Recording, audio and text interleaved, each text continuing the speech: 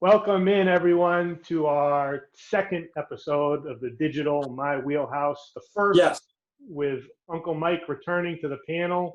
We have frequent But more guests. important. Yes, the frequent guest on the panel itself coming here, cousin Matt McKee. Gentlemen, it's great to see you again. Actually, pretty infrequent with Matt. I think the last one, what was the last episode, Matt? It was probably like episode 10 or something. Last time Matt was on. That's for the Christmas episode. And I've done a few fill-ins here and there, but I mean, we're in the 8th month of a quarantine, so everything feels like ancient history at this point.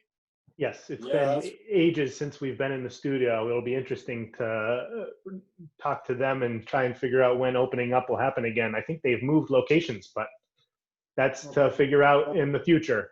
As far as right now, we got a lot to discuss in terms of what the landscape of the NBA has been. Off-season is in full throttle. We got the draft, and maybe 80% of the free agents, 90% of the free agents have landed in new homes. But, this Celtics fan needs a hug. Oh, goodness. I was exhausted over the last 4 days. Just really. We can start with maybe sharing some of our favorite memories with the late and great Tommy Heinsohn, who we lost, I think it was late last week, which was obviously a very saddening and melancholy moment for all Celtics fans. He's been a part of the Celtics franchise for as long as it's existed. So I have a few moments that I like, and I think Mike might be passionate about a few things, so you can feel free to jump I saw those early moments, Yeah. So what was your favorite Tommy memory, or something that really came to mind once you started thinking about him? I think I have a couple of them. I can remember when I was a kid. They used to play NBA games at the Old Rhode Island Auditorium on North Main Street in Providence. They used to come there a number of times a year because they really weren't making that much money in Boston as far as fans. So they were looking to actually get out there, and they circulated around. They played NBA games in like Bangor, Maine, and 5 or 6 other places. But a number of times a year they'd come to the Rhode Island Auditorium. And that's where the only time I ever saw them, that old Celtics team in person, was in the Rhode Island Auditorium. And you'd go, and there'd be a doubleheader. There were only 8 teams in the NBA. You'd see 4 of the teams in the NBA. You'd see Oscar Robinson and Jack Twyman and Jerry Lucas on one team. You'd see Wilt Chamberlain and Guy Rogers versus Bill Russell and Bill Sharman. And it was pretty amazing. Dolph Schayes, Clyde Lovellette, Bob Pettit. But Tommy Heinsohn was somebody that was a little bit under the radar because you had Cousy, Sharman, and Russell dominated. But once you watched them play, he was, you caught on to the hook shot. It was, my dad taught me the hook shot. That was the thing back then. If you played center and you were 6'4", I played center. My father played center at 6'4". Everybody learned the hook shot. And there were a bunch of guys. And when we go to the auditorium, I can remember seeing Cliff Hagan, Jerry Lucas, and Tom Heinsohn all had the 18 to 20-foot hook shot from all over the floor. And I remember what seemed a little different about Tommy's game is that gave him like a variation on his offense in terms of things he could do. He was pretty versatile, pretty agile going left and right, a good jump shot. The other thing I remember about his game is, to me, and I was young, is he was a very stoic figure. It wasn't like when he was a coach where, it's a technical foul waiting to happen every time the ball came up down the court, and that when he's announced the way he attacked the referees all the time. Maybe it was red, and it had like a Belichick mentality where the players were so in line that nothing happened, or he was a rookie. But he was a rookie in 1956, and they won the championship, and he was rookie of the year. Bill Russell played in the Olympics, so he came over 25 games into the season. But I think the thing I would say that Tommy's legacy is that more than any other Celtic great, and you look at Cousy and Russell and Collins, Havlicek, go down the line, the old timers. He stayed current. He stayed current and with it. And he's still, at 85 years old, whether you talk to Peterson, you talk to Scalabrine, or you talk to the press corps, that guy he wasn't in the past tense. I mean, Cousy, Russell, they're on what they did before. Havlicek, Heinsohn remained current all the way up to the day he died. And the other thing I would put with that is that, the way Mike Gorman explained it is that during the broadcast, that he always gave him room for teaching moments. And to me, as a coach and as a player, that was Tommy's impact on me. That guy's knowledge of the game, and not just his knowledge of the game, but his ability to explain it and express it. That, to me, was gold.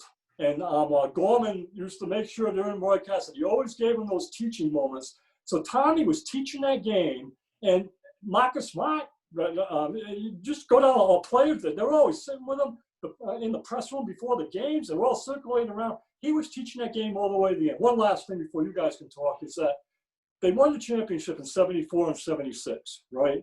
And I think part of Tommy's legacy is they did it his way.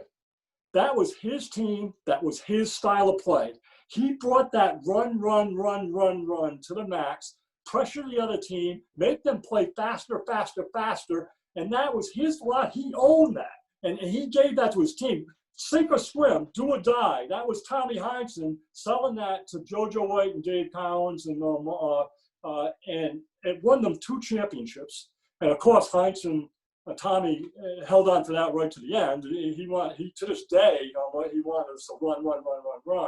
But those are great teams in that running game, and Tommy certainly picked it up from Red Auerbach, but he instilled it and won 2 championships in 74 and 76 with a flat out balls to the wall running game that was just exciting to watch and very successful. So that's my Tommy take. Love him. Matt, what do you remember most and look most fondly upon when you think about Tommy and his impact on your Celtics fandom? Right. Well, I don't think it can be understated. He's probably one of the most relevant Celtics ever, from a Hall of Fame player to a Hall of Fame coach. Even if you watch the 1980s Celtics NBA Finals tapes, he was CBS announcer on every primetime game in the 80s. And when I started to follow the Celtics in the 1990s, I'm a believer is you don't always just necessarily root for a uniform. You root for the people that are part of the team and the organization. And why I'm so excited about the Celtics had a lot to do with Tommy's passion and excitement for the team. And he made following basketball fun. He made it fun to watch a game. He made it fun to follow a team. And just kind of, he just kind of epitomized what being a Celtics fan was in terms of the passion for the sport, the passion for the players. It was really just, you felt like you were part of something special when you were kind of listening to Tommy, and it was kind of bigger than the game, bigger than the sport. And, the players might change uniforms, throughout his broadcasting career or whatever, but Tommy was always there, even until he was still on the air this year, and as relevant as ever. And it's hard to break that continuity as a fan. It won't be the same without Tommy Heinsohn broadcasting. When you turn the game on, he's not the broadcast. It's not going to feel the same. It's not. It's when Tom Brady leaves the Patriots, it's not the same watching the Patriots play, and it's not going to be the same watching a Celtics game without Tommy's passion and take on what's happening. So it certainly was a pretty sad thing to learn, but certainly it's worth celebrating Tommy's life and also his contribution to the Celtics, to Celtics fans, and the NBA. It just can't be understated, and obviously I think every Celtics fan likely feels the same way. Yeah, I'm definitely on the same wavelength as both of you guys. And when I'm thinking back on Tommy and his influence on my intake of the game of basketball, he's such a constant across the entire landscape that I've been a fan. And you touched on it briefly, saying how, and you're looking at Tommy Heinsohn, he has a 3-tiered career where each segment of player, coach, and broadcasting is each a Hall of Fame career in its own. And to have that type of expertise and specialty and continuation through the history of the entire NBA be at the fingertips of a young fan who's learning the game and watching the Boston Celtics go through such struggles in my early years as a fan and then get to the point where they're a championship team in the late 2000s and then they're a competitive playoff team until where we are now. His passion, as you guys both so frequently said, whether it's his quips or groans or exclamations and how he says the players' names and how he jabs at the referees when he's thinking they're having an off night, which was happening frequently if it was Tommy on the call, really did invigorate that interest for a young fan in me. And I'm not a person who listens to team broadcasts.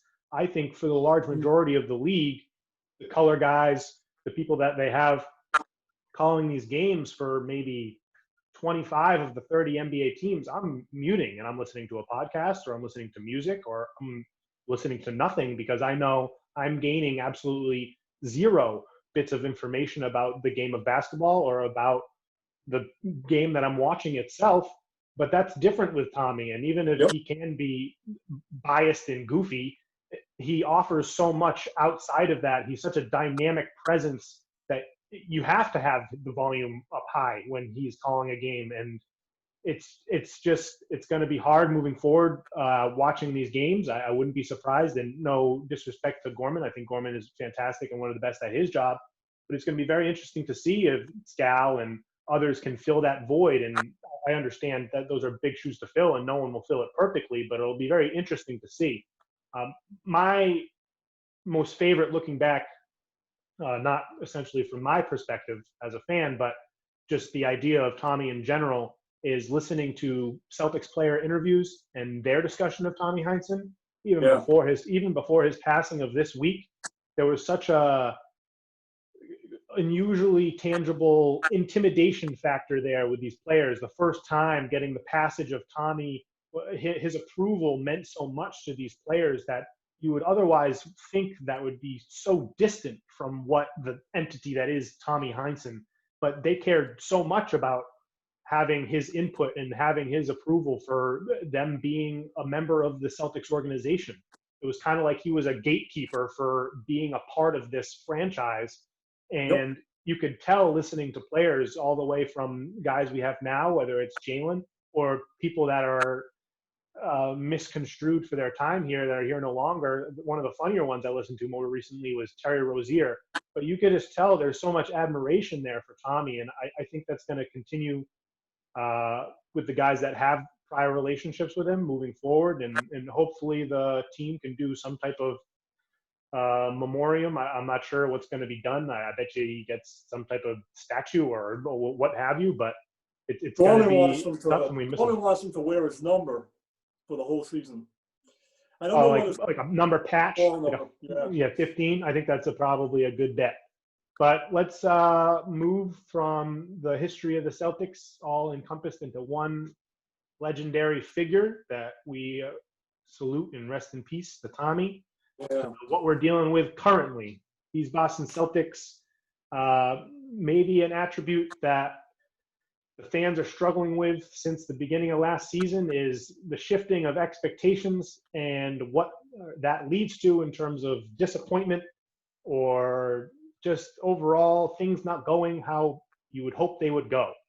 So I said a lot, if you told us in the beginning of the season of the Celtics were making it to the Western Conference Finals, that would be great. And I think if you were entering in the free agency and the draft and you were saying, okay, look at what happened in the postseason, Danny Ainge is going to upgrade the Brad Wanamaker position to have a more competent playmaker in Jeff Teague, who will be less mistake prone, which was a huge issue for the Boston Celtics late in games.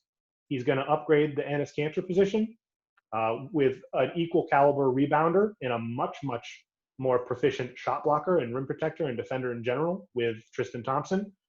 And if he was going to add shooting with someone who has a reputation of being one of the better shooters in the draft with Aaron Naismith at 14, I think that as a fan looking ahead, I think you would be excited It's just because of everything, all the storylines, all the dust that was kicked up with Gordon Hayward in Indiana.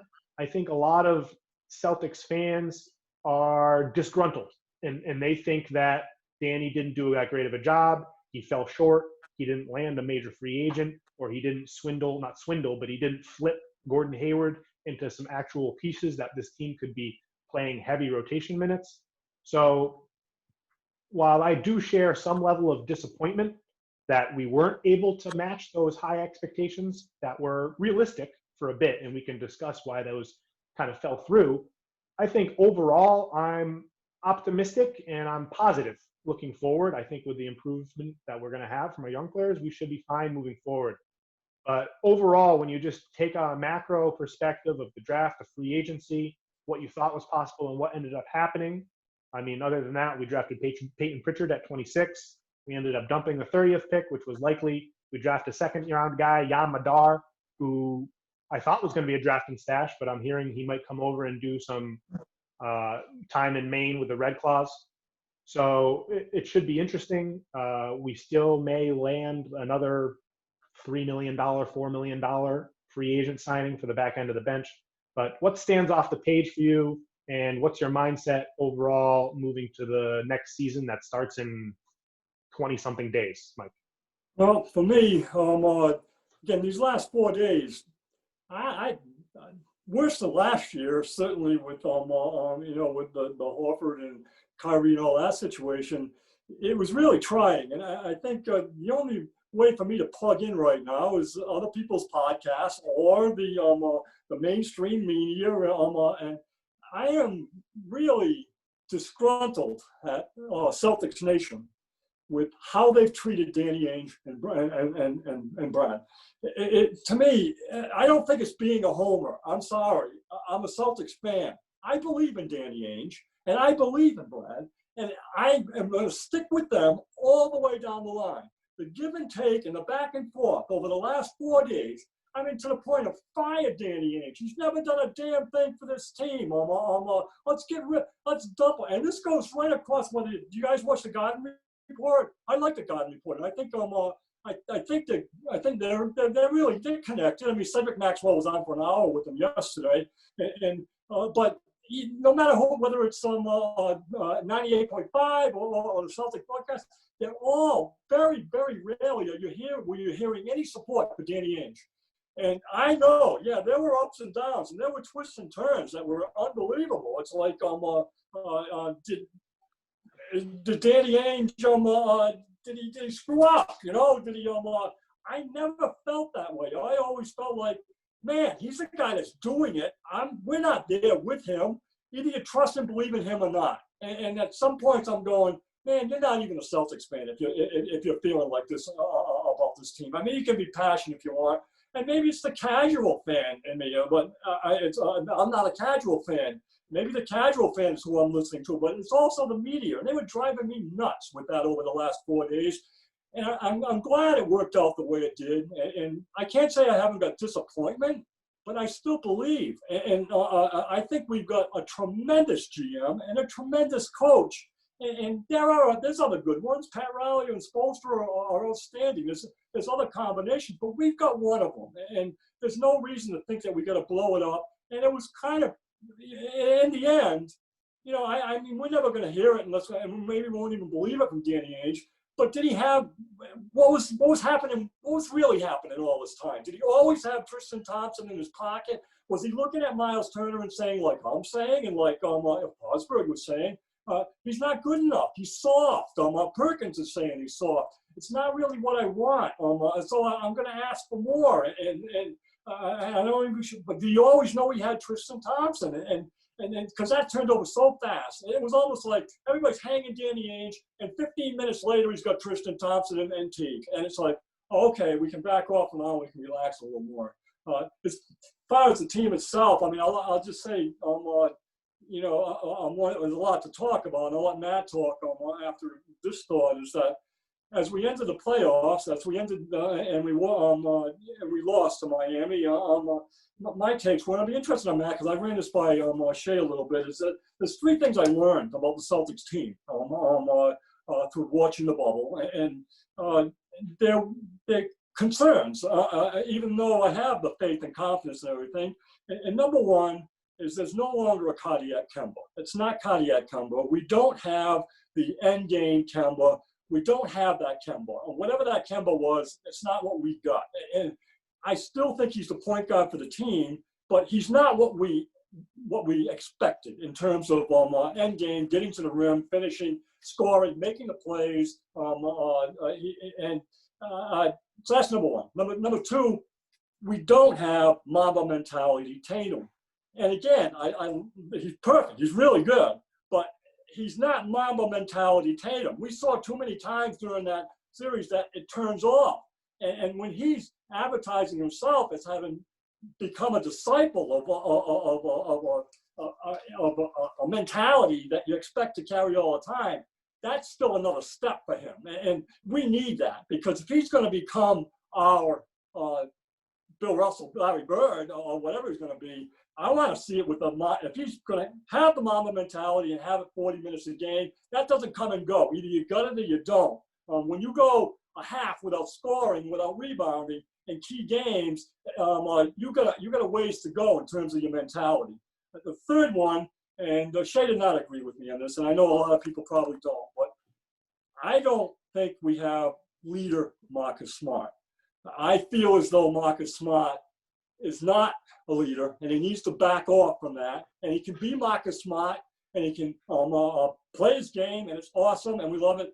But I don't think Jaylen Brown buys into him, and I don't think Tatum buys into him, and I don't think it works the way that he tries to lead that team.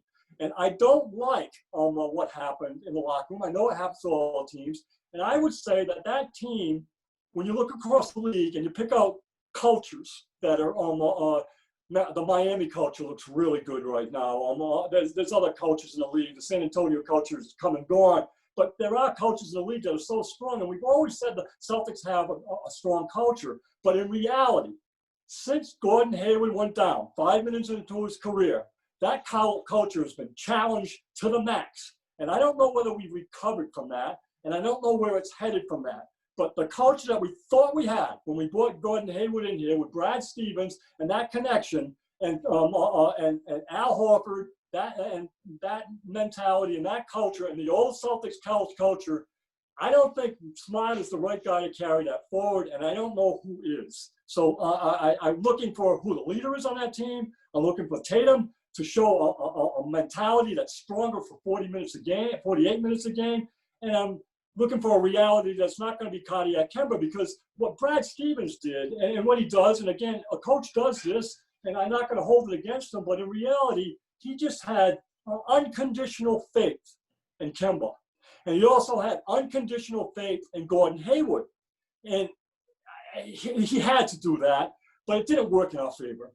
And the unconditional faith in Kemba, he should have been on the bench at times. He should have been out of that game. We should have other people. He was a liability on defense because he was so small. He was matching up with Jimmy Butler. He was matching up with guys that it just didn't make sense. And then he wasn't doing it on the offensive end. But that unconditional faith, we kept going back to him, that commitment that Brad had to him. And the same thing happened with Gordon. When Gordon came back from the injury, Rozier and Tatum and Brown had earned their playing time. They had done it. They did it the year before. Yet that unconditional faith in Gordon kind of tried, definitely with Kyrie too, it pushed Rozier away. And I don't know whether that culture there, we need to take a step forward in terms of Celtics culture. I don't know where it's coming from. It may come from Jaylen Brown.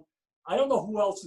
I don't know where it is on that team right now. And I miss that. And I know all the things that happened. You know, Kyrie Bolton, Al Bolton, the injuries to Gordon Hayward. Gordon Hayward, it's a tragedy what happened with his team with Gordon Hayward. And I don't blame him. And he had to go because he went from being the number 2 option on that team with Kyrie to being the number 4 option with Kemba and Tatum and Brown. I wish he would have went to Indiana, because Indiana, to me, I like Indiana an awful lot because of Malcolm Brogdon, but I also love Sabonis.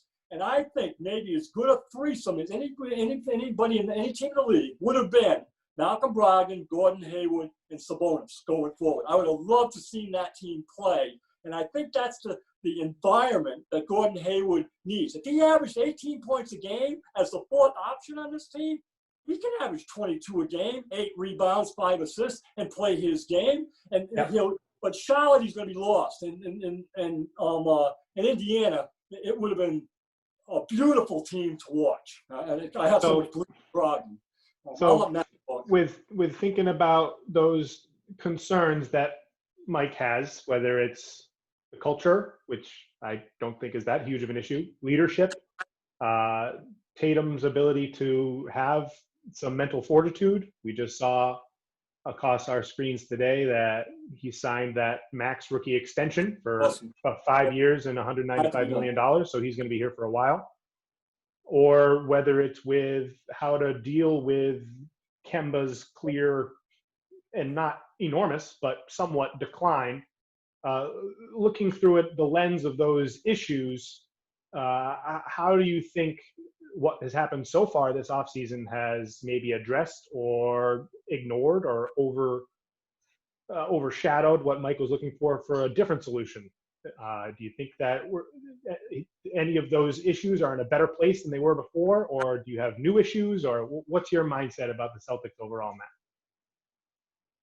So I think relative to the draft, I think some fans are a little frustrated because the Memphis haul is over. So we always had in the back pocket, the ace up our sleeve was we've got a top 5 pick every year for the next few years.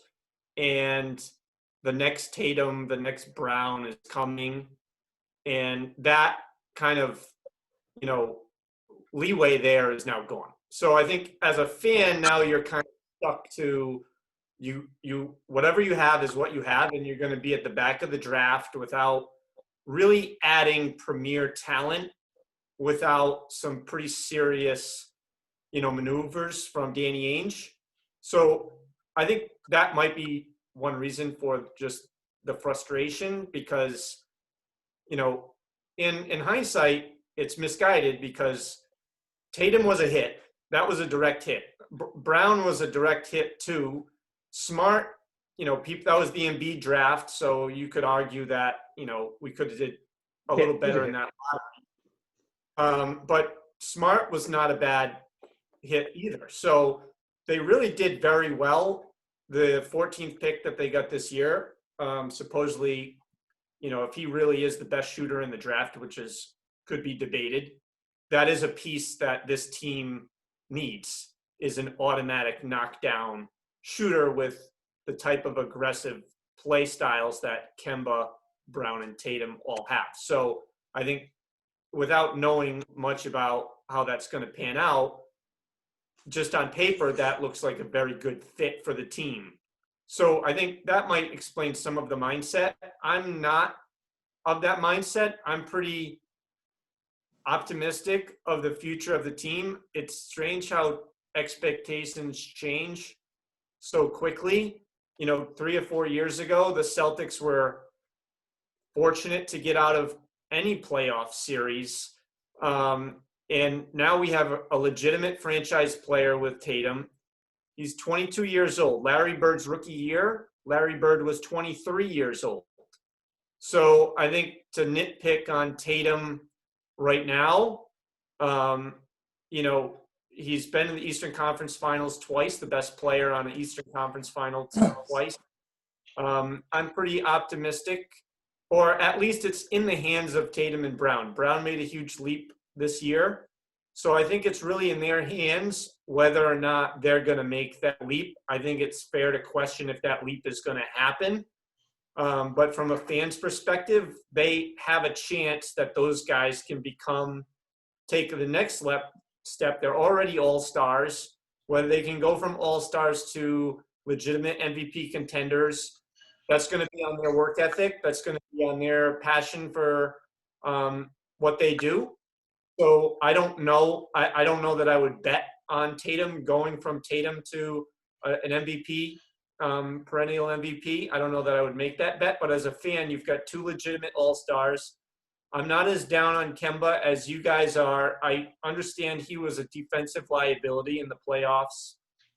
And I don't think he was 100% in that playoff. And it's unfortunate that Gordon got hurt too. I think that was a big problem that he missed that much time. I would have liked to have seen that team on all cylinders, and I think they could have made a run, past Miami. And it's frustrating because we all thought they should have won that series. They had the better team in that series. But from a fan, I'm excited. I think, like you said, we blocked Tatum up. Brown's got a phenomenal contract. Kemba's an above-average point guard. Smart they have the pieces that have value across the NBA. So even if they don't fit for this team, they can be moved, and they have enough assets at this point. Danny Ainge always talks about assets. The Celtics have a ton of assets. So whether they stay the path and go forward with this exact team, or they want to move pieces around, compared to where they 5 years ago, there's no comparison. I'm excited. They're young. They have a lot of potential, and I'm excited for where they're going to be. So to encapsulate everything, I think overall we're a pretty positive mindset when thinking about the macro level of the team in general. Yeah. And I think that when maybe it is the casual fan, but whoever it is, the people that are disgruntled, I think that's a lot of misdirected aggression and disappointment.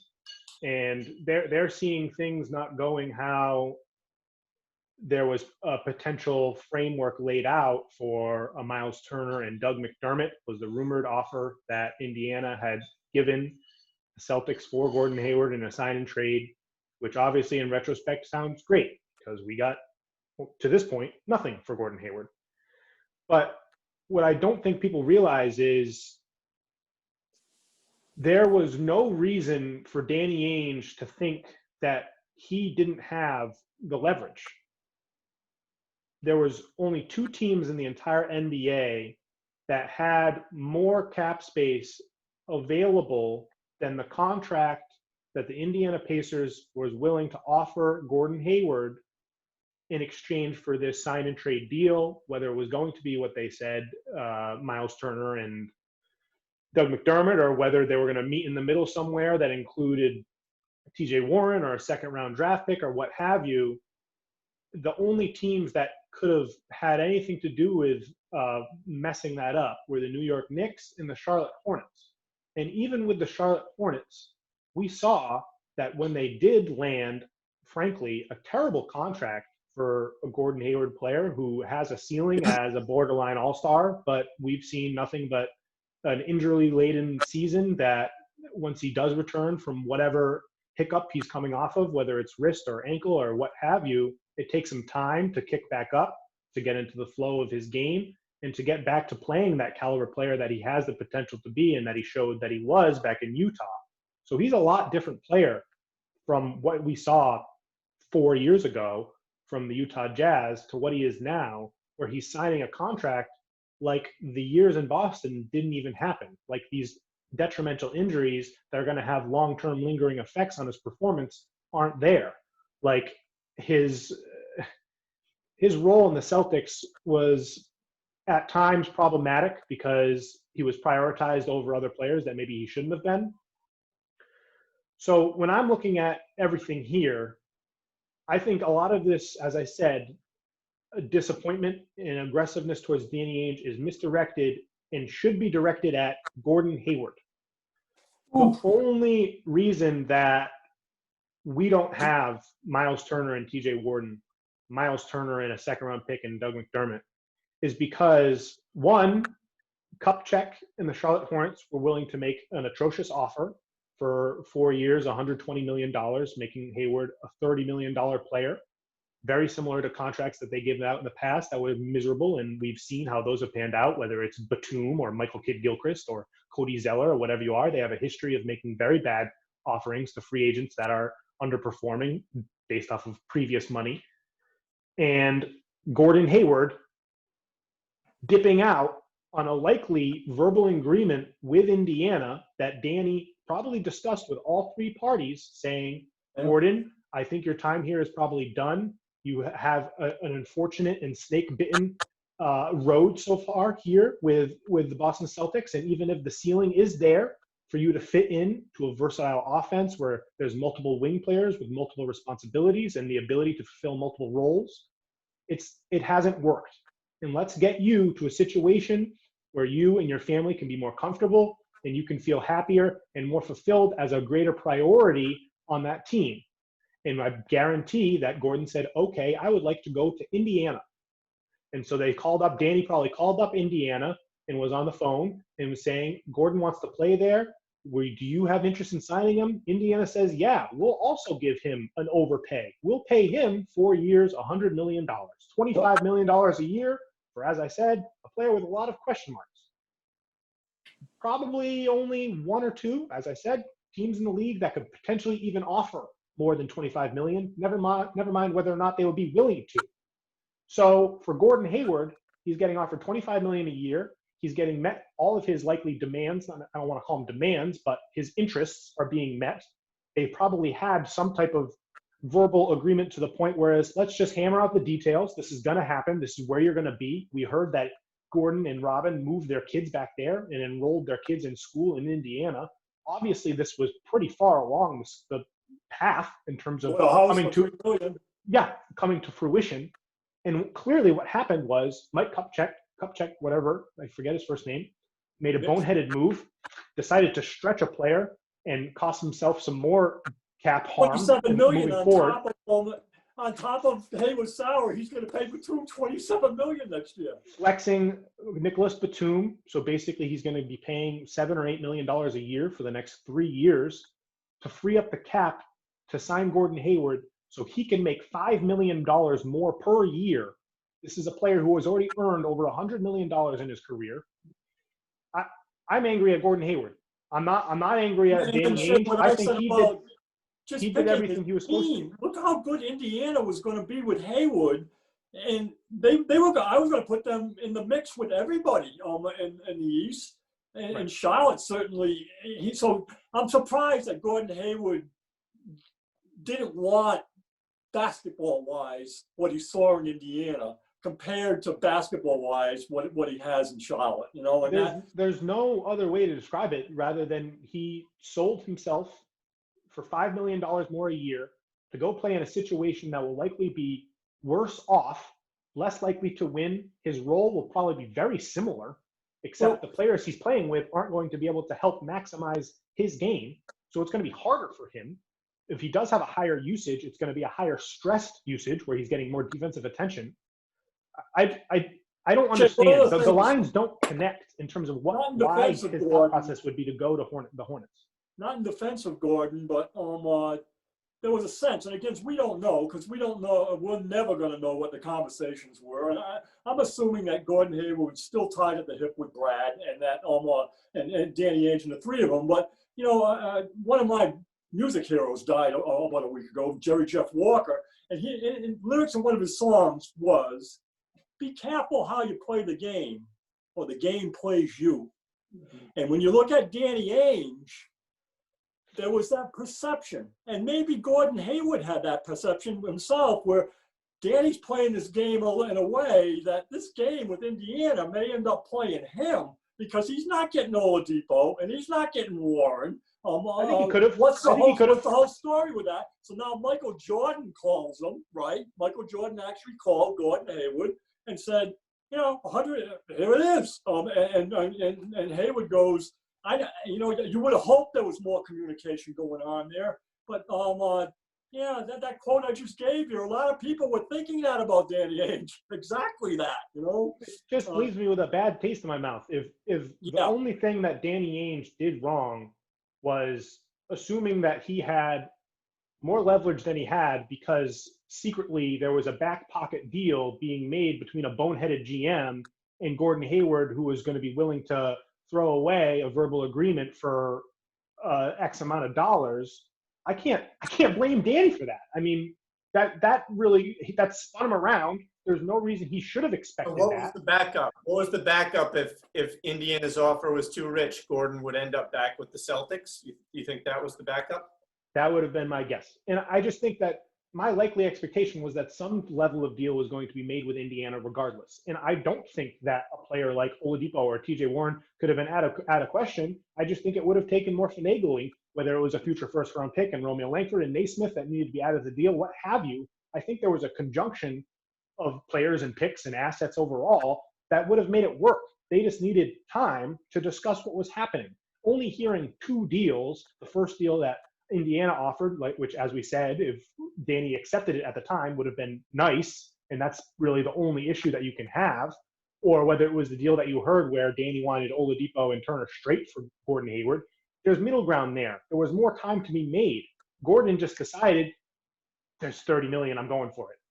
And that sits with me bad, because that communication aspect is something that you would expect people with this prior relationship that Brad and Gordon have, that Danny and Gordon had built up, would have came into play and would have mattered and would have been a variable that would have been beneficial towards the Celtics. But it's very possible that you got the relationship between Brad and Gordon that I'm sure to this day, and it will exist forever. But Danny Ainge, he's going to play general manager and do his job irregardless of Brad and Gordon Hayward. He always has. He probably always will. He's going to talk to him about it. But he was playing some hardball there, and I don't really blame him for that. But Indiana didn't come back. Indiana could have come back and said, hey, Miles Turner and Doug McDermott, how about TJ McConnell? You need a backup point guard. Let's do that.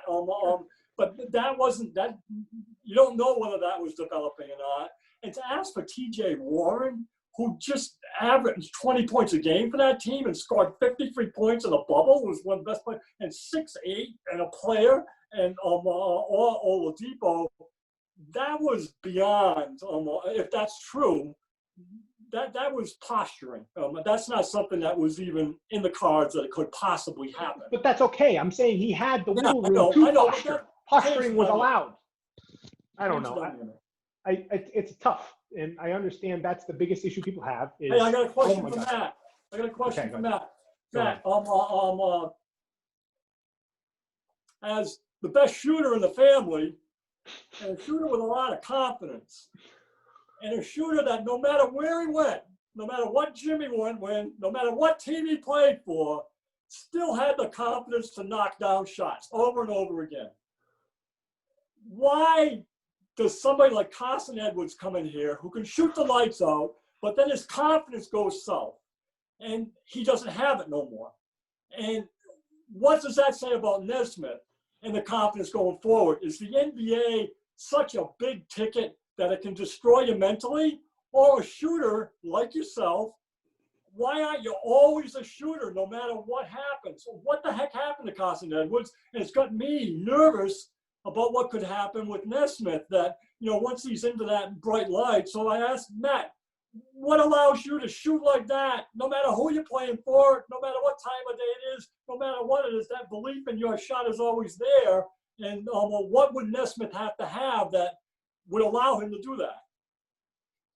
Well, I think with Carson Edwards, they had, Sheamus and I were talking about it earlier, about not having March Madness impact the draft this year. And Carson Edwards had one of the most phenomenal shooting tournaments in NCAA history.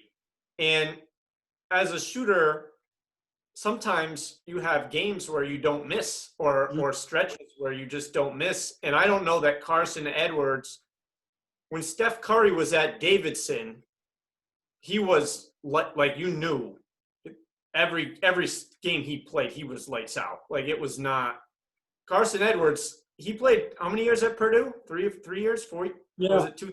I think it was at least two or three. Yeah. So he might even have been 4 years. I think he got hot at a real great. Preseason, though, Matt? How about the preseason? How about the preseason? You hit 10 threes in a Yeah, game. I saw it. And when you're shooting that far out, it's, you really have to be special. to do that, and Edwards just isn't. And there aren't many that are that Right. far out, 6 feet beyond the NBA. There's a reason why there's not a lot of guys in the NBA other than Steph Curry that shoot it that far out. It's just not easy to do. So I think Carson Edwards got hot at the right time. It got him drafted. He carried it over. I just think he's a streaky shooter. I wouldn't call him a great shooter. His percentages were never that high. With Naismith, he's only played when they call him the best shooter in the draft. When I heard him described that way, I was like, oh, this is great. And then they're like, oh, well, he was the highest percentage shooter in 15 games. That doesn't mean you're the best shooter in the draft. So I want to know if he's the best shooter in the draft or he had the highest percentage, because those are not the same thing, So I think with Naismith, I think you're going to know. You can't fake it. You can fake it for an NCAA tournament. You can't fake it for 82 games. So I think you're going to know right away. Just like we knew with James Young, he was viewed as the best shooter too when he came. Yeah. And you knew pretty quickly that that's not what was happening. With Eddie House, you knew that's what was happening when he got the ball. You knew it was going. So I think it's one of those things when you see it. When the shooter knows it's going in when they shoot it, you know it when you're watching it, and you know it when the shooter's kind of hoping that it's going in. So right now, the kind of the new benchmark is Duncan Robinson, and certainly he's an amazing off-the-shot shooter. That nobody really saw that before he ended up there. So he's not like Nesmith, where you knew that. And so when you found that shooter, they found it almost by chance. And to think that you're actually going to bring in somebody like Nesmith or a couple other guys in the draft that were really pegged as top shooters, you're right. You're going to see whether maybe he is, maybe he isn't, and we don't know that yet. And we need that on this team. And he's got some minutes staring him in the face, and they're important minutes. And if we don't have that, we could use it. You want to talk about the draft a little bit, Shay? I'll just tie a bow around Naismith, and then we can bleed that into some general takes about the draft. And to speak about the draft in general, I mean, it was commonly regarded to be a worse draft than previous years. I was higher on the middle area, where I think there was not the way everybody talks about their players today. My God, I think they're all stars the way they're talking about them. Right. So I think there was 20 or so guys that can be good role players. But when you look at the draft in totality, the specific skill of shooting was not a common one. So maybe the nominal title of being the best shooter in this draft isn't actually as special as it could have been in other years. Besides Naismith, there was Sadiq Bey from Villanova, who's a big shooter, 3-and-D guy. He's got a nice shot, but he's got some other questions in terms of his movement and off-ball potency. And then other than that, in the first round, a lot of the shooters are theoretical shooters. There's Kyra Lewis, who that's not his primary skill. There's Devin Vassell, who I love, and I think he's going to be fantastic. But when you're thinking about Naismith, his freshman year at Vanderbilt, he was an average to good shooter. He shot on reasonably high volume. He shot okay percentage-wise. He wasn't a nightmare for defenses to fall around screens off ball, and you needed to have 5 hands in his face for you to feel any level of confidence that you were playing the right level of defense. But what we saw in his sophomore year, even though it was a short stint, was just the ability to unload. I mean, shooting 52% on over 7 attempts a game is remarkable. And I understand it's such a small sample size that it makes it unnerving. But I think it's not the wrong swing to make. Shooting is an issue that the Celtics needed to Band-Aid over when we're talking about maybe just for what the potential additions could be in terms of a play style for the Boston Celtics when targeting free agents and draft young players. Shooting, rebounding, and just competency in terms of like decision making were up there. And as I said in the beginning of this discussion, I think Danny did a good job to do his best to check each of those boxes off. So Naismith, as you say, is going to have a role. he's going to have minutes, and we're going to find out pretty quick whether or not that 14-game stretch where he was the best shooter out of all of these young players that we're viewing, whether it's Tyrell Terry from Stanford or Isaiah Joe, who was a second-round player that I want to talk about a little bit. But there was only 5 or 6 players that had a claim at that title of being the best shooter in this draft. And there's a lot of question marks that I have about Naismith. I don't love his form or his release. I don't think he's extremely mobile. And he has okay form, and it's just there's a lot up in the air. I wonder once the game speeds up and the defense is that much more of a higher caliber in terms of being able to defend that style of a player. I wonder if he's going to run into similar hiccups that, even though a completely different role, other shooters, like you said, Carson Edwards did run into. And I hope he's going to be able to show some level of consistency, just an ability to have a threat where you're warping the opponent's defense because you're going to have that gravity. I'm not expecting him to shoot 50% from 3. I'm not expecting him to, never mind 7 attempts, I'm not expecting him to shoot 4 or 3 attempts a game. I just want that threat to be there, and I want to be able to see signs of someone who can be an extremely competent shooter regardless of game situation when we need him later in the season. I like him, but to blend it over to the draft, there was probably 5 guys that I wanted the Celtics to pick over Naismith at 14. And like I said, I'm not displeased with the Naismith pick because of all of the reasons that I just discussed. But there was a lot of people that I thought would have been a more exciting fit.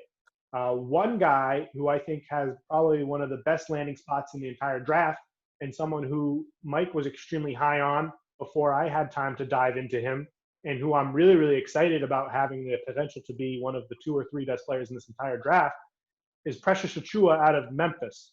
That's my disappointment, Shay. We could have got out of 14. I would have loved for him to go there, but maybe Danny was. Shay, we could have given up 26 and 30 and got him at 19. You know, yeah, or, I don't know if that was an option, but I think Precious, his versatility on both ends of the floor and his motor, it's scary. I was listening to an interview right after the draft with Pat Riley where he was talking about Precious. And he is excited for this Heat system to push him to his limits for what his potential can show. I think he's going to be a dynamic player in that front court that has upside to produce as a shooter, which is something that maybe an archetype like Bam, who he does have some similarities to, didn't have. In terms of, the perception. There weren't too many people talking about Precious Achiuwa. Certainly when I was a year ago, he developed a lot in the year. Helped Wiseman leaving and all of that. But, I'm never going to talk to Danny Ainge. You're not going to know, but certainly Pat Riley saw it. And if Pat Riley and Foster saw it, and they're sure what they got there, they're absolutely sure what they got, then why, to me, that guy, and I told you, I think he may have been the best guy in the draft. I think he may, and I know you don't agree with that, but I think he was as good as any player in the draft, and he'll play out that way. He goes to a culture like Miami, which is going to be perfect for him, but, what did he got picked 20th. That guy, we see it. You see it now. You're looking at it, you see it. Yeah. I'm listening to these other pundits, almost everybody. I am not hearing anything negative about him. I'm hearing a lot of beautiful stuff on him that, whoa, when you look at this guy play, look at the length, look at he can shoot the 3, look how hard he runs. Man, look at his upper body, look how strong he is and how quick he is at the same time. He's gonna be able to play for Miami right away. They might even play him and Bam together. We don't know that. You don't know that till it happens. But how could he go 20th in the draft and now everybody looks at him and says, no way. And he hasn't even played a game yet. Nothing's changed. He's still only played at the number of games he played there. There's nothing else you've seen from this guy. Yet now you're looking at him and you're saying, wow, he's really good. Well, yeah, he was really good yesterday, and he was really good a week ago, and he was really good when the Celtics picked at 14, and he was really good when the Celtics had 26 and 30 and could have moved up to 19 or whatever it was, or they could have picked him and they could have got your guy Bain. He went all the way to 30, and they could have got him at 26 or 30. So I feel like I think Precious Achiuwa is a really interesting one. In a thin draft, that guy stood out like a sore thumb. And I think Matt, everybody have you watched any Precious, Matt? Yeah, I think he played UConn, and I was at that game where they played UConn Memphis last fall. But I'm missing March Madness. I think that, like I was telling Shay earlier, I think that a lot of the teams we're seeing now, this is of all the drafts, this draft has the biggest potential to have the biggest discrepancies between where you're drafted and what you actually land in the draft going forward. The training periods and the exposure that you get to the scouts and the teams prior to the draft was just a fraction of what it was in prior drafts, and the season didn't complete. I mean, if you would have got another 2 months of game tape on these guys, I think the teams would have. You think of a guy like Buddy Hield a couple of years ago, where he just shot the lights out and he shot himself into the top 8 of the draft. I think that I'm sure there's a handful of those guys this year that got picked at the back half of the draft that really just didn't. If you weren't Jameis Wiseman, who was going in and the ball kid. That they were top 5 kids going into the last year.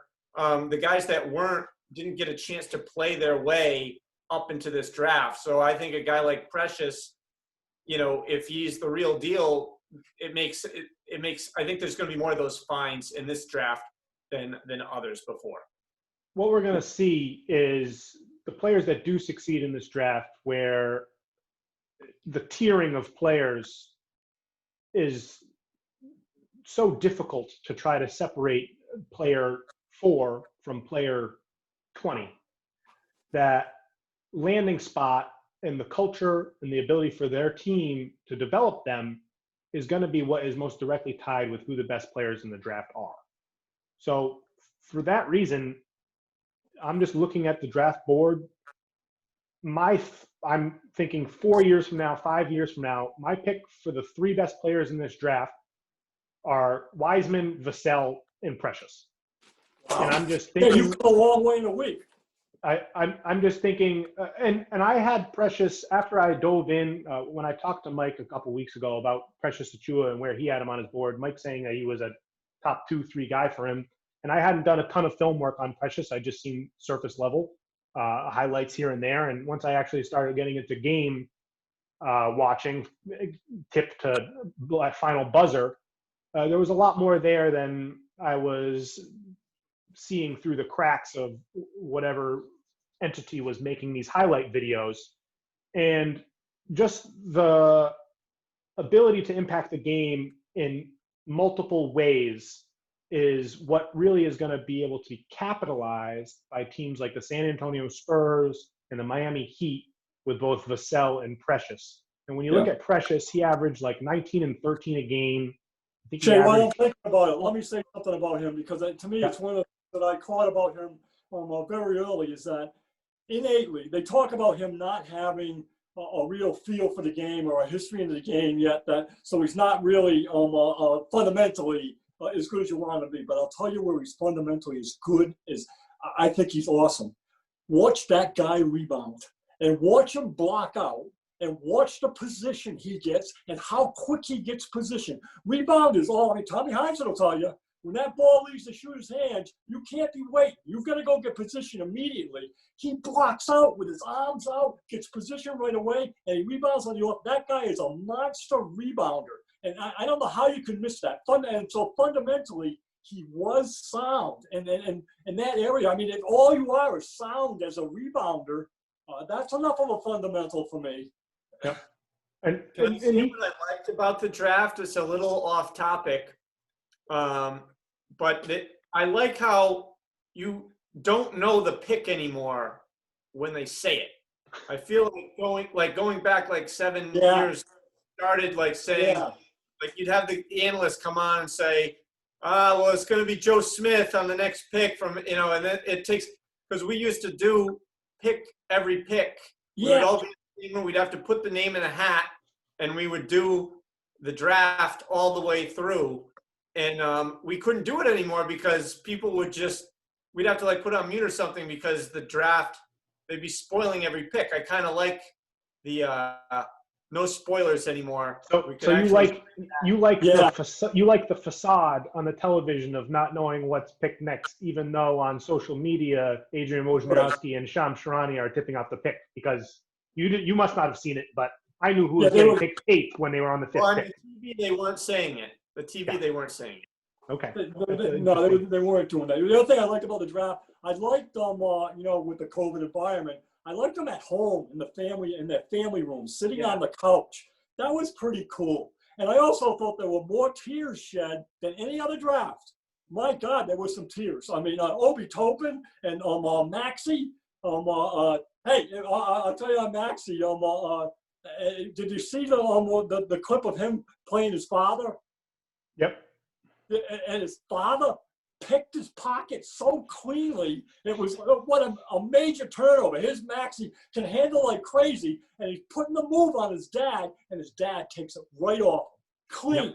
Yeah, I saw that. And I like that. I like that they had a sample video of all the picks ready to go that showed them, made them likable, made them, a little backstory. Because I think going forward, that's a problem the NBA has, is that they need to deal with, is their ratings were just so bad. And they lost so many viewers. They're going to need to, I like that they started to build stories behind all these players, because I think that's what fans like, is they like to know the stories behind the players. So you think you thought of that as a positive, the touching on family backstories, whether it was tragedy or just their role in terms of raising siblings or being active in their community. You thought all of that profiling was more effective as a fan to get you tied into this player and his outcome, rather than just maybe seeing a grouping of clips.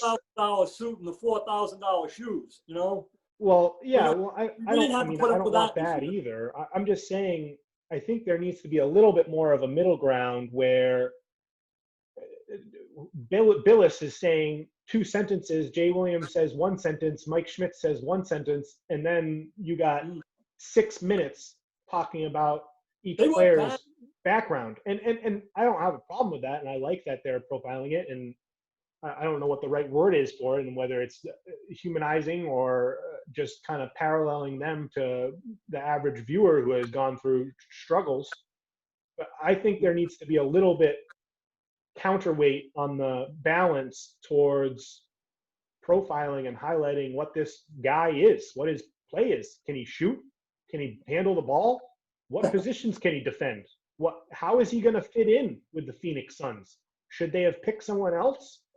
I don't think there was enough of this granular basketball discussion happening, and it's hard to project what they should be doing, because I do think that discussion that you enjoy is important. It's just maybe, and this is something that Bill Simmons has proposed that I actually like and I think makes a lot of sense. Maybe breaking up the draft into 2 different days, where you do the lottery on the first night, and then the second night is every other pick. And you really take your time with each selection so that you can do both. You can profile their family background. You can profile, give some nods and some prayers towards Anthony Edwards' mom and grandmother passed away in short period, just heartbreaking stuff. And at the same time, you can give me 6-7 minutes on Anthony Edwards is phenomenal because of XYZ. He scored 37 points and a half against Michigan State and Maui, but he's also a huge potential nightmare because in a full game against Dayton in that same tournament, he only scored 6 points. And this is what went wrong in this game, and this is what went right in this game. The scale was too uneven towards one end, and I think both are very important, and it's finding that balance moving forward. And I don't know whether they will find that balance, because based off the last couple drafts, it is a lot more on the background personals and making them seem like I don't know what it is, I think that's an interesting angle that I hadn't really thought about is, clearly the NBA, they had trouble competing for eyeballs because they were competing with NFL MLB everything at the same time. They were off season, but clearly they need to think about when they do their marketing who they're going to target their broadcast to. Is it going to be to the hoop heads that want to know who the backup point guard is on Phoenix and who they're going to be competing with on playing time and how they might fit in with a certain team, or if this is a miss of a pick? I agree it should be a balance, but I think that's interesting that we're talking about it because it likely was intentional to try to get some, more, not necessarily the hoop heads watching, but the generic fan that's going to be watching, this player play next season. And when the guy's playing in a game, are they going to think about the tomahawk dunk they had at North Carolina State? Or are they going to be thinking about that great background of this guy has that just loops them in and grabs them into the next game because like, hey, I want to root for this guy. This is an interesting guy. I want to see how this story goes. Well, I think the magical middle ground is you want them to think of both of those things. You want them. Yeah. Shay, for me, what it was is, and I enjoyed the draft. I enjoyed it a lot. And on my tablet instead of a TV, whatever it is, where I could just push that button and go back and forth from ESPN to Boston Sports. I thought the Boston Sports panel was awesome with Scalabrini and Forsberg and Mannix and Perkins and great. and I mean so you're hearing those guys and you're hearing their take and Mannix and Scalabrini go at each other. They don't agree on a lot of stuff, and Mannix will take no crap from know-it-all Scalabrini at all, when the other guys kind of Jennifer to him. Yeah. It was really good, and I enjoyed watching it. And I know you don't agree. Not a lot of people agree with, but I'm probably not in the right spot to say this, but I don't miss Abby Chin, and I'm glad that Abby Chin is out. And like I told you, the not funny grab ass just wore me out, and it's like I found a lot of substance, and I think Draper's even got a little better on there. But the analysis on draft night was really good. And then when you flip to, Jay Billis is good, but I didn't find the ESPN panel quite as good. So I don't know what you were watching, but if you were watching the right people when they were doing that draft, I was thoroughly entertained by the basketball expertise and knowledge that was coming at me. And you only got 5 minutes in between picks, Right. There's plenty of alternative streams where you can get actual expertise and not just some talking heads that are shifting the topic quickly to something that isn't basketball related. But to pin this conversation, let's just get to a couple quick winners and losers overall. Let's do one each from including the draft and the free agency. I'll start. I was going to say my winner was going to be the Detroit Pistons, but then free agency happened and they signed Mason Plumlee and Jahlil Okafor and Josh Jackson instead of bringing back Christian Wood. So they're no longer a winner despite me liking what they're doing in the draft. My winner is the Philadelphia 76ers. In overall offseason. Overall in the offseason. It starts in the draft, obviously. And they haven't done a lot in terms of free agency so far itself. But what they were able to finagle leading up to the draft and getting off of the Horford contract for just one pick, which I thought made a lot of sense for them, and the ability to free up someone who had value for them in Josh Richardson, who was a valuable player, for someone who makes even more sense in Seth Curry, all while landing another pick. I think that they went from a team that had an identity crisis and had a supporting cast that didn't match their two stars. They are now a team that for the most part, makes sense. And I think that's going to be a huge weight off of both of Ben Simmons and Joel Embiid's shoulders, now being surrounded by, even though there's only a few players and a lot of them are incoming from the draft, having Seth Curry, having Tyrese Maxey, and the two dart throw guys, Isaiah Joe and Paul Reed, who were picked in the second round. Every single one of those guys and their archetype fits marvelously with what you should be playing in an up-tempo style, whether it's with Ben Simmons or Embiid's on the bench, or just spacing so that the paint isn't clogged for Joel, so he has some room to operate. I love all those guys. I think you can just clearly tell the huge difference between having Morey in there and between having Elton Brand, who's over his head.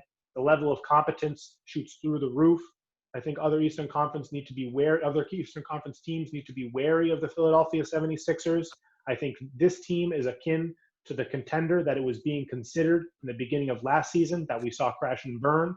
I think this team now, if things go correctly, can absolutely be the best team in the league. I'm not going to pick them to win the championship, but I love it. For a lot of things, but I do have some thoughts on the 76ers. And 76ers. I'm not as high on them as some people are, and I don't know whether it's a balance with people that are. The damage that Brett Brown and Elton Brown did to that team, they did lasting damage to that. There's a culture void on that team that those guys did. They it's not permanent, but they did. The 5 years that Embiid's been there and the years that Simmons has been there, they had 5 years. They have no idea what it takes to be an elite team. They didn't establish a culture there that developed anyway. Embiid, and they should be so much further along than they are. Mike, isn't Morey and Doc going to really help that? No, I know, but what I'm saying is that's their biggest challenge is to overcome but it's 5 years and Embiid and Simmons don't get it. I mean, who's to say that? And I think, Doc Rivers, I'm not sure. Morey definitely is doing that. But their challenges, they've got a lot to overcome there in that culture that was left in their hands. And I think Morey's doing a great job. But I don't believe in that team. Of all the issues that they had, they have thrown the right solutions at each of them when the time was right.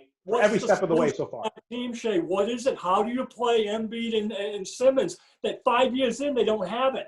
They can fit. And I think that the pressure is on Embiid and Simmons to perform. What do you do? If they don't, do you play a point guard other than Simmons? Do you move Simmons off the point? Does Simmons handle? Do you let 5 guys play 4 on defense? How do you handle that? They've shown in the past. I don't care. They've shown in the past the ability to play. Embiid and Simmons have not developed into an elite team. They haven't, and Brown and Brand are responsible for that. Matt, I don't know when they can recover from it. Matt, who's your winner? Who's your winner of the offseason so far, Matt? So my winner, well, I was going to do winner of the draft and loser of the draft. Can I do that? Sure. Yeah, of course. Loser of the draft is Minnesota. They get the first pick, and when you get the first pick, you can get a Zion, you can get an Anthony Davis, or you get Markelle Fultz. And I don't know that this guy is – I'm not going to call him Markelle Fultz. He was quoted the day before the draft that he didn't like basketball that much. That's a red flag for my number one pick. And I think Minnesota, you just got to be upset. You only get the number one pick so many times. You want to hit it. And there's no obvious guy. There was no obvious guy there. So I just feel bad for Minnesota because when you get the number one pick, you want it to be a you got to say, Matt, that Edwards does fit that team, and in that sense, they made the right pick because with Russell and there's a spot there for him. Wiseman would have been the wrong pick for that team. The ball would have been the wrong pick for that team. Yeah, I'm not necessarily hating on them for picking him. I think they lost because when you get the number one pick, that's kind of your window for making a franchise-altering, franchise-type player, and I don't think that's what they got. Yeah. You're both right. And my winner of the draft was Wiseman because he didn't go to Minnesota, and that would not have been good for him. So he gets to go to a spot where he really wouldn't have been – I don't know how he's going to turn out, but he wouldn't have been in a good position to be successful with Towns on the team. And to go to Golden State, you're talking about how can you be more night and day than going from a terrible situation in Minnesota to one of the best run franchises in professional sports with, prime talent ready to go. So I think that he's the winner, and in Minnesota, they're the loser. That's what I'm on the same page as you. Mike, who's your winner and loser? And then go to the loser. I'm trying to pick the winners based on did they pick the right fit? Did they fill a need? And with the teams that did that the best to me were Miami. We already talked about, and they really did. They had a big. But what they also did at Miami is they brought Dragic back, and I think that was really, really important for them to bring Dragic back. That he's vital to that team. But not only did they bring him back, they made the second year the team's option.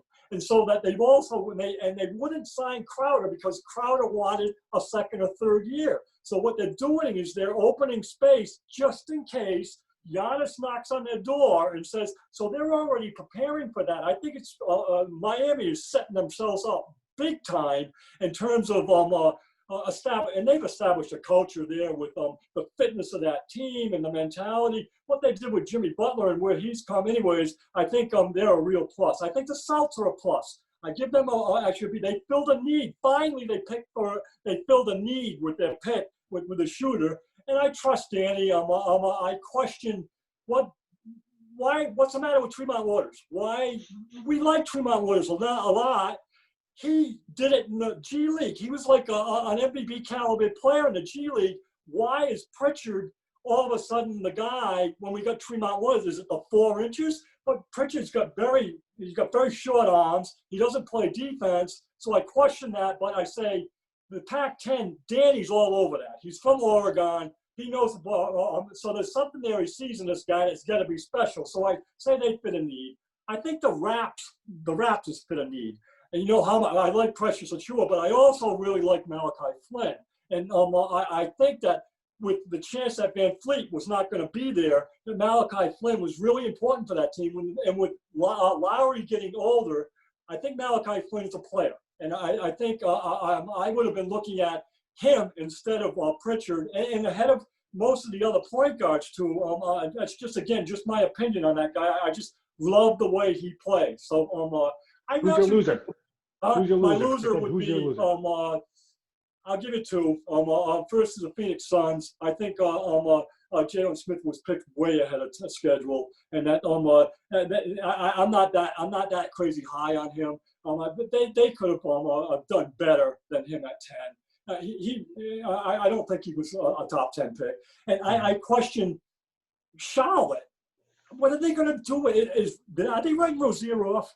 Because I am hearing, Graham coming off the bench, Ball gets the ball, but I'm not even hearing Rozier's name mentioned. Yeah.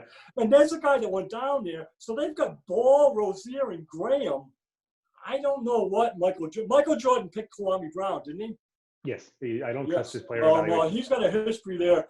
I don't know how. I mean, yeah, they want that high-profile guy, and Perkins will come out and say it. Maxwell actually said it on the show that the white guy Hayward and Ball down there, that works in Charlotte, and they're going to love them down there. Whereas it's not an easy place to be if you're an African American down there, and Jordan's looking to fit that profile down there. Where the fans are going to just love Gordon Hayward, and they're going to love Lonzo Ball, but. How does Lonzo Ball fit when we already got Rozier and Graham, who look like they're pretty decent players? I don't get that. So that's my pluses and minuses. Yeah, I would say Charlotte is definitely closer to a loser than a winner for me. But my final loser, I was going to say the Utah Jazz because their draft was horrible, picking 2 bigs when they apparently knew they were going to be bringing back Derek Favors back from the New Orleans Pelicans. Both those guys have a ceiling as a backup center, and as a Azubuike and the other fellow they grabbed there. So I didn't think they did a good job, but then they just extended Donovan Mitchell, same as the Boston Celtics did Tatum. Okay, what I'm thinking about, again, I have to talk fast because this old mind loses trains of thoughts if I don't have it. Go for it. Along those lines that we just talked about with Charlotte, what the hell were the Hawks doing? I like O-Gunk-Woo. I think he's a good player, but they got Collins and Capella. What are they going to do with those? Yeah, but the Hawks are without a doubt a winner. The Hawks are a winner. Yeah, they got Gallinari, what are they going Bogdanovich. to do with Capella, Collins, and O-Gunk-Woo? What are they going to do with those 3 guys? Why do you draft O-Gunk-Woo when you already got Collins and Capella? Why didn't you pick somebody else? I like him. They want an upside player who can learn behind Capella on the bench until they move Capella and then go Congress. 3 deep and high-profile players. They could have done something else. They're deep at every position. I like what they're doing too. I do. My biggest loser of the draft is the Orlando Magic. I think Cole Anthony stinks. He's going to be the easiest bust of the first round. He does not make his teammates better. He proved it. Bad. So why Orlando finally picks a point guard, but they pick one that doesn't make his teammates better? Yeah, he stinks. Let's close it out there. Thank you for joining us, gentlemen. We'll try and do more of these moving forward. The NBA season starts in just about a month. Have a happy Thanksgiving. Hey, this was as good as a hug.